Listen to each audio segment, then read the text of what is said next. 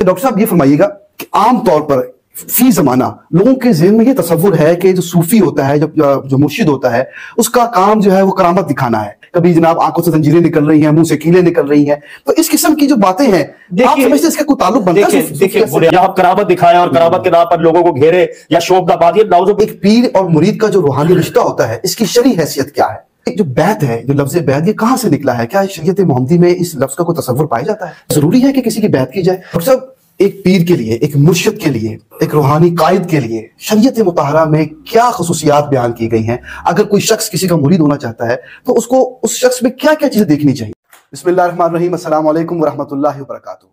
नाज़रीन किराम, इंसान के दूसरे इंसान से कई हवालों से रिश्ते होते हैं।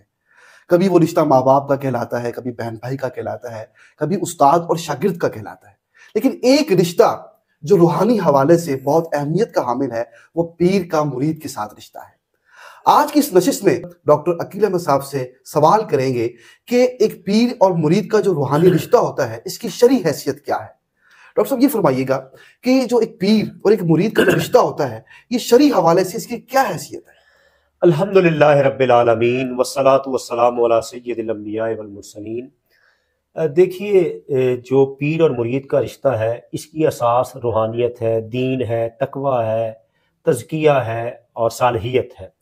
और कुरान करीम में एक नहीं कई मकामात पर अल्लाह ताला ने अहले ईमान को सोबत साले का हुक्म दिया है। आप देखिए, हर नमाज में हम पढ़ते हैं इहदिनस सिरातल मुस्तकीम सिरातल लज़ीना अनअमता अलैहिम, या अल्लाह उन लोगों की राह पर चला जिन पर तेरा इनाम हुआ। तो ये जो सालहीन होते हैं, जिनको हम पीर भी कहते हैं, पीर का मानी बुजुर्ग होता है, बड़ा होता है, सही। तो ये बुनियादी तौर पर इनकी सालहियत की वजह से ये एक मैग्नेटिक मिजाज रखते हैं कि लोग खिंचे चले जाते हैं इनकी तरफ। और ये ताल्लुक कह लीजिए कि इसमें ये वाहिद ताल्लुक है, अगर हो सही अपनी असास पर, तो इसमें मादियत और दूसरे मफादात से बालातर एक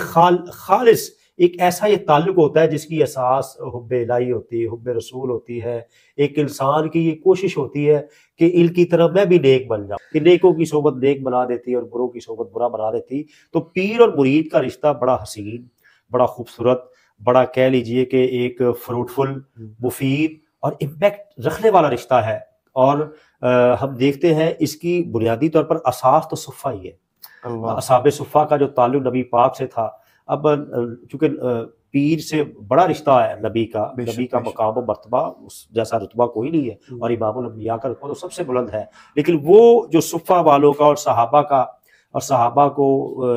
कहा ही सहाबी इसलिए जाता है कि सोहबत से निकला है। उनको सोहबत ऐसी हस्ती की हासिल हुई कि वो बेमिसल हस्ती थी। तो उसी को सामने रखते हुए अहले ईमान में, मुस्लिम हिस्ट्री में हम देखते हैं कि लोग सालहीन के पास जाते थे और जिनका तकवा वो समझते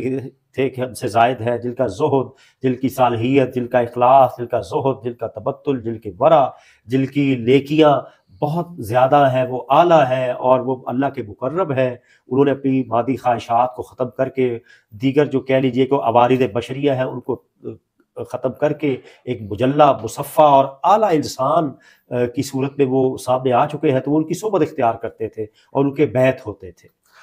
जी डॉक्टर साहब, ये तो आपने हमें बयान किया कि इसकी हकीकत क्या है। तो ये जो बैत है, जो लफ्ज़ बैत, ये कहाँ से निकला है? क्या शरीयत मोहम्मदी में इस लफ्ज़ का कोई तसव्वुर पाया जाता है? जी बिल्कुल, कुरान करीम में आप देखिए कि बैत का लफ्ज़ बै तिजारत, खरीदो फरोख्त लफ्ज़ यूज़ होता है। और बैत का मतलब ये होता है कि इंसान अपनी ख्वाहिशात को, यानी अपने मिजाज को ख़त्म कर दे अपने शेख के हाथ पर। अच्छा, बैत की चंद अक़साम है। पहली बात तो देखिए, एक है बैत ईमान। नबी पाक अलैहिस्सलाम के दस्ते अक़दस पर जो कुफ़ार हक कबूल करते थे, वो बैत ईमान थी। उसके बाद फिर हमें उधर नजर आती है बैत जिहाद भी नजर आती है। उसके बाद हमें बैत सियासत यानी बैत खिलाफत भी नजर आती है कि किसी को अपना हाकिम तस्लीम करते थे, उसकी बैत होती थी, जिसकी आजकल जदीद सूरत वोट है। अच्छा, चौथी सूरत जो है ना, वो थी बैत तौबा, जिसकी तरफ हम जो मौजू पर हम बात कर रहे हैं कि लोग तौबा ताइब होते थे। जैसे नबी पाक के सामने तो जाहिर बात है नॉन मुस्लिमों ने आकर आपके हाथ पर बैत की तो मुसलमान बन गए। इसी तरह सहाबा इकराम की कह लीजिए हयात मुक़द्दसा में हमें ऐसे लोग भी नजर आते हैं जिन्होंने सहाबा की बैत की मुख्तलिफ हवालों से। फिर ताबईन के कह लीजिए कि उस दौर में हमें नजर आते हैं। जैसे एक मिसाल मैं आपको देता हूँ, हज़रत हबीब अजमी रहमतुल्लाह अलैह وہ اس طرف آنے سے پہلے کسی اور معاملے میں تھے، تو جب ان کے دل سے آواز آئی کہ میں اللہ کی طرف توبہ کروں تو وہ خواجہ حسن بصری رحمۃ اللہ علیہ کے پاس آئے، ان کے دست حق پر بیعت کی، بیعت توبہ کی۔ تو جو بیعت جو ہے یعنی کہ میں اپنے شیخ کی باتیں تسلیم کروں گا، جو وہ خیر کے حوالے سے جو احکامات الہیہ کی شرح مجھے بتائے گا کہ دین پر ایسے چلنا ہے، کہ اس کا کہہ لیجئے کہ استاد ہے، روحانی استاد ہے۔ استاد دو طرح کے ہوتے ہیں نا، ایک تو ظاہری علوم سکھاتے ہیں، اور ایک وہ استاد شیخ جس کو روحانی علوم جو باطنی طور پر تزکیہ کے لیے آپ کو لاتا ہے، ٹھیک ہے، تو وہ بیعت توبہ کا بھی ہمیں تصور ملتا ہے۔ اچھا ڈاکٹر صاحب، تزکیہ نفس کی آپ نے بات کی کہ یہ جو سارا معاملہ کیا جاتا ہے یہ تزکیہ نفس کے لیے کیا جاتا ہے، تو تزکیہ نفس تو انسان خود بھی تو کر سکتا ہے ذکر و اذکار کے ذریعے، اپنا محاسبہ کر کے، تو اس کے لیے کیا ضروری ہے کہ کسی کی بیعت کی جائے؟ اچھا دیکھیں عثمان صاحب، یہ انسانی باڈی میں دو چیزیں ہیں، ایک ہے مادہ، ایک ہے روح۔ دیکھیں مادی طور پر جیسے فزیکلی ہم کوئی ڈس آرڈر فیل کرتے ہیں، کوئی بیماری ہمیں آتی ہے تو ہم ڈاکٹر کے پاس جاتے ہیں، اگر ہمیں پتہ بھی ہو اس مرض کے لیے یہ دوائی ہے تو جو عقل مند لوگ ہیں وہ خود نہیں لیتے، ڈاکٹر کے پاس جاتے ہیں، مشورہ کرتے ہیں، فزیشین کے پاس جاتے ہیں، یا جو جس عضو کا ایکسپرٹ ہوتا ہے، مثلا آئی اسپیشلسٹ، ہارٹ اسپیشلسٹ، ای این ٹی اسپیشلسٹ، اس کے پاس جاتے ہیں اور اس کی ڈائریکشن پر، ڈائگنوز پر عمل کرتے ہوئے اس مرض سے جلدی چھٹکارا حاصل کر لیتے ہیں۔ ایسے ہی جو بزرگان دین ہوتے ہیں نا، جو کہہ لیجیے صالحین ہوتے ہیں، روحانی طبیب ہوتے ہیں، جو اس فیلڈ کے ڈاکٹر ہوتے ہیں، شناور ہوتے ہیں، وہ جانتے ہیں کہ یہ جو آنے والا ہے اس کے تزکیہ نفوس میں کون کون سی ہرڈلز ہیں، پرابلمز ہیں۔ کیونکہ آپ دیکھیے، میں اس کی مثال ایسے دیتا ہوں کہ جیسے ڈاکٹر ایک مریض کا ایکس رے کرواتا ہے، اب نظر مریض کو بھی آ رہا ہے، ڈاکٹر کو بھی آ رہا ہے، لیکن جو ڈاکٹر انڈرسٹینڈ کر رہا ہے مریض اس کو انڈرسٹینڈ نہیں کر رہا، کیونکہ وہ اس کا ایکسپرٹ ہے، اس نے بڑے ایکسپیریمنٹس کیے ہیں، بڑی تھیوری پڑھی، بڑے اس فیلڈ میں اس نے اپنا وقت صرف کیا ہے۔ ایسی بزرگان دین جو صالحین ہیں، اللہ کے ولی، اولیاء اللہ، پیر، صوفیاء جن کو کہتے ہیں، انہوں نے اپنی زندگی اس کام میں کہہ لیجیے خرچ کی ہے، تو وہ جانتے ہیں کہ ایک بندے کا تزکیہ اگر کرنا ہے تو اس کو کون کون سے کاموں سے پرہیز کرنا چاہیے اور کون کون سے مجاہدات کرنے چاہیے، کون کون سے کام کرنے چاہیے۔ اور یہ یاد رکھیے گا کہ صوفیاء کرام یا صالحین جب کسی کو بیعت کرتے ہیں، مرید کرتے ہیں، تو اس کو جو بھی وہ اس کے لیے نسخہ تجویز کرتے ہیں، اس کے تزکیہ نفس کے لیے، الحمدللہ جب آپ اس کو ڈیپلی اسٹڈی کریں گے تو آپ کو وہ اس کی اصل قرآن سے، سنت صحابہ سے اور اپنے صحابہ سے ہی نظر آئے گی۔ ڈاکٹر صاحب، ایک پیر کے لیے، ایک مرشد کے لیے، ایک روحانی قائد کے لیے شریعت مطہرہ میں کیا خصوصیات بیان کی گئی ہیں؟ اگر کوئی شخص کسی کا مرید ہونا چاہتا ہے تو اس کو اس شخص میں کیا کیا چیزیں دیکھنی چاہیے؟ اچھا، آپ نے جہاں تک پوچھا کہ پیر کی کیا خصوصیات ہونی چاہیے، کن علوم کی اس کو معرفت حاصل ہے، دیکھیے بنیادی طور پر لفظ نام سے ہی ظاہر ہے، پیر، بزرگ، بڑا رہنما، آپ کا اسپریچول ماسٹر۔ جی جی، تو جب اس نے اصلاح کر لی ہے تو پہلے خود اس کی اصلاح ہوئی ہوگی تو اصلاح کرے گا۔ بالکل ایسے ہی۔ اس نے جن امور سے اس کو پرہیز کروانا ہے کیا خود اس سے پرہیز پہلے کیا ہے؟ جو اس نے مجاہدات مرید سے کروانے ہیں خود مجاہدات کیے ہیں، اور جن خیر کے راستوں پر اس نے مرید کو چلانا ہے، جس کو راہ طریقت کہتے ہیں، سلوک کی منزلیں کہتے ہیں، خود پہلے چلا ہے۔ اور دیکھیے بنیاد اسلام میں جو خیر کی اساس کے دو بنیادی پہلو ہیں، قرآن اور سنت۔ جو شخص اس کا عالم نہیں ہے وہ پیر تو کیا آپ مومن بھی نہیں ہو سکتا، یاد رکھ لیجئے گا۔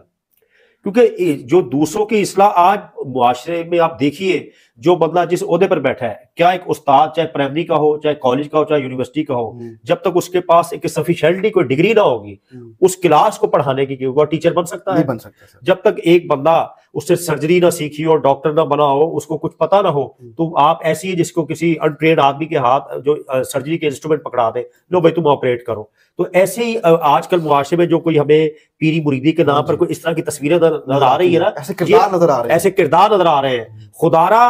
ان کو سامنے رکھ کر صوفیاء کو مت پرکھیے، بلکہ صوفیاء جو پیور تھے، جو ایک سرچشمہ صافی ہے، اس کو سامنے رکھ کر ان کے کریکٹر کو پرکھیے۔ اگر ان کا کریکٹر ان کے مطابق ہے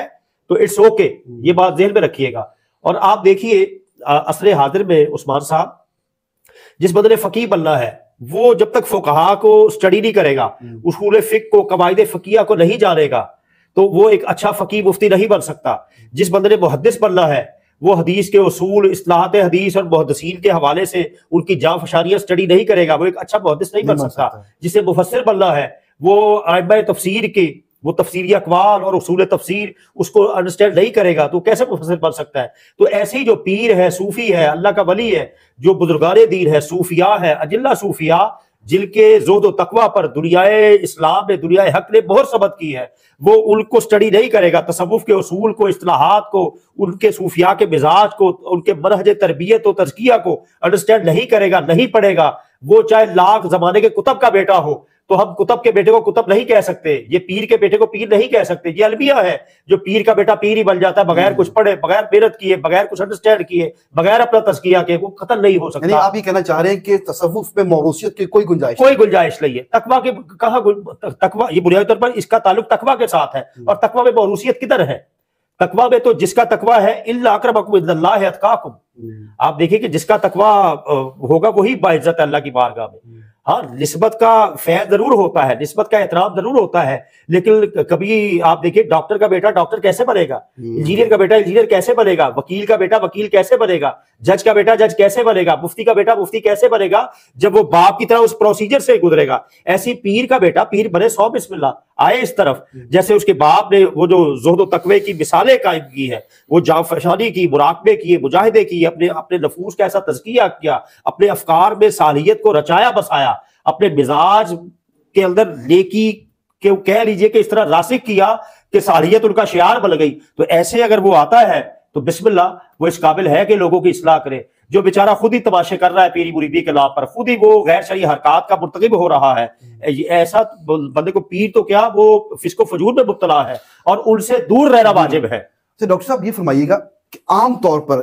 فی زمانہ لوگوں کے ذہن میں یہ تصور ہے کہ جو صوفی ہوتا ہے، جو مرشد ہوتا ہے، اس کا کام جو ہے وہ کرامت دکھانا ہے، جبکہ ہماری جو انڈرسٹینڈنگ ہے، آپ کی گفتگو سے جو ہمیں انڈرسٹینڈنگ ملی ہے وہ یہ ملی ہے کہ جو پیر ہوتا ہے، جو مرشد ہوتا ہے، اس کا کام تو معرفت الہی ہے، لیکن بدقسمتی سے ہمارے ہاں ایسے شخص کو صوفی تصور کر لیتے ہیں، ولی مان لیتے ہیں، جو مختلف قسم کے کرتب دکھائے، کبھی جناب آنکھوں سے زنجیریں نکل رہی ہیں، منہ سے کیلیں نکل رہی ہیں، تو اس قسم کی جو باتیں ہیں آپ سمجھتے ہیں اس کا کوئی تعلق بنتا ہے؟ دیکھیں بنیادی طور پر عثمان صاحب تصوف کی پوری ہسٹری اٹھا کر دیکھ لیجیے، صوفیاء جو تھے ان کا فوکس نبی پاک علیہ الصلوۃ والسلام نے وہ جو حدیث احسان ہے کہ اللہ دیکھ رہا ہے آپ کے ظاہر کو، آپ کے باطن کو، ایک تزکیہ نفوس کی ایک سٹرگل میں ان کی پوری حیات گزری ہے۔ یہ جو کرامات ہے یہ صوفیاء پر اللہ کرم کرتا ہے، اس کا معنی یہ عزت دینا، یہ اللہ تعالیٰ کرم فرما سکتا ہے، اور اللہ نے کرم فرمایا بھی ہے، قرآن کریم میں بھی ذکر ہے، حدیث میں بھی ذکر ہے، صوفیاء کی کرامات برحق ہے، لیکن صوفی کے لیے کرامت شرط نہیں ہے، صوفی کے لیے کرامت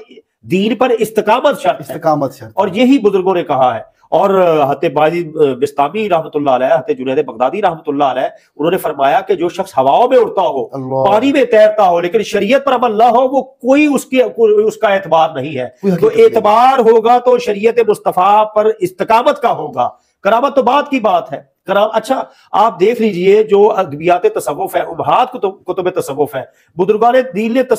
کرامت کو کہیں جا کر ایک ڈسکس کیا ہے، اور ان کا مقصود منزل یہ تھا ہی نہیں کہ کرامات کا ظہور ہو، یا ہم کرامت دکھائیں اور کرامت کے نام پر لوگوں کو گھیرے یا شوبدہ بازی، نعوذ باللہ، ایسا تو ان کو اس کی جو مذمت کی، میں کہتا ہوں اس کے لیے سید علی حجویری المعروف داتا گنج بخش رحمۃ اللہ علیہ کی کتاب کشف المحجوب، جو ادبیات تصوف میں امہات کتب کا درجہ،